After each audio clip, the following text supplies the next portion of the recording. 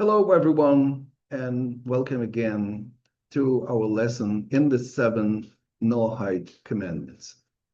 Today, we're going to be talking about the precepts of marriage and divorce according to the Noahide code and what is considered as divorce. This is very important in the context of adultery, because we already learned that adultery is one of the seven Noahide prohibition, and a married woman cannot cohabit with a stranger, which is not her husband. So he said in Genesis, God said, be fruitful and multiply, which means that the world has to be settled. Also, God told to Noah after the flood, he told him an order, and you be fruitful and multiply, teem on the earth and multiply on it, which means that there is an obligation for a Noahide to be fruitful and multiply and to settle the world. It also means that a Noahide has to marry a woman and has to have children from her. The prophet Isaiah 45 says that the world was not created to be empty, but rather to be settled. The world has to be settled with people. Therefore, there is an obligation to marry a woman and bring children to the world. Now, so this is the appropriate way that a Noahide should live, to marry a woman and establish a family. What about those who deviate from this path? They don't live in this way. They think that the definition of a family is different. The answer is, this is the only definition of a family: a man, a woman, and children. And of course, this is in accordance with the will of God. This is the only way that one can be healthy spiritually and physically. This is the will of God in his creation and mankind. Therefore, this is the best way to live. Accordingly, according to this order, actually there are two obligations. First, to marry a wife and living with her in an established manner. And secondly, having children from her. What if a non-Jew cannot bring children to the world? Which is quite often we find it in some people that they cannot bring children to the world. So in this case, however, still there is an obligation to marry a woman, even though he cannot bring children to the world. Why? It is said in Genesis, right in the beginning of the Torah, the Holy Torah, God says, it is not good that man be alone. I will make him a helper corresponding to him.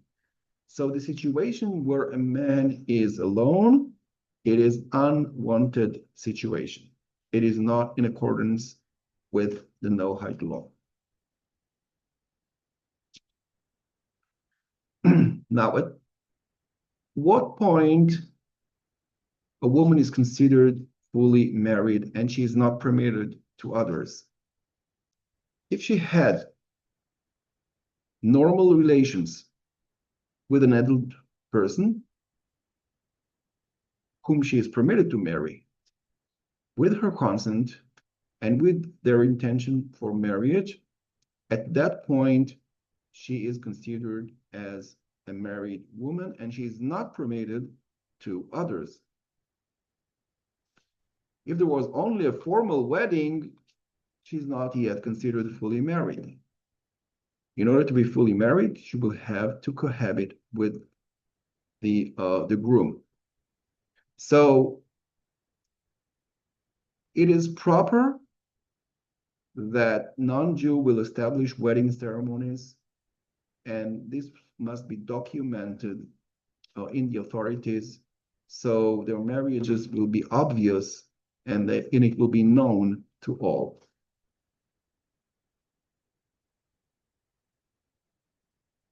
What if two non-Jews live together? They didn't have any ceremony, any wedding, any party. However, their intention is to be married and they live permanently together. In this case, the woman is considered as a married woman. This woman is judged as fully married. And the meaning is because she is living together with her husband, she is forbidden to any other man. If, however, she transgressed and she did have relations with a stranger, then both man and the woman are liable for adultery.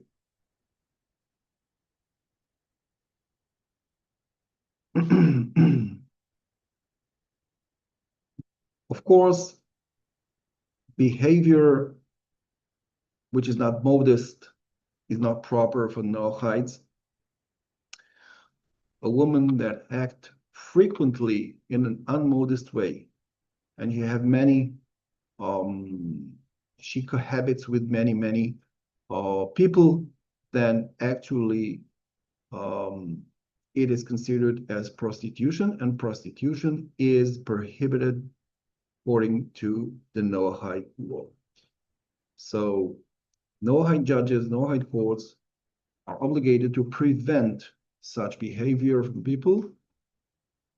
They should educate the society not to behave in such a way in order to avoid adultery, which is one of the 7 Noahide commandments. It is permitted for non-Jews of any nation, any race, to marry one to each other, which means that a Japanese can marry French woman, British can marry Arabic woman, no problem with that. However, it is totally forbidden for a non-Jew to marry a Jewess, and vice versa. A Jew cannot marry a non-Jew woman.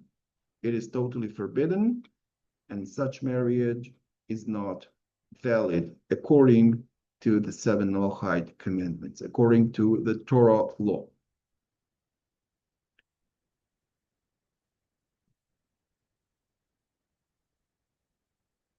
Okay, so what is the point where the woman is considered as divorced?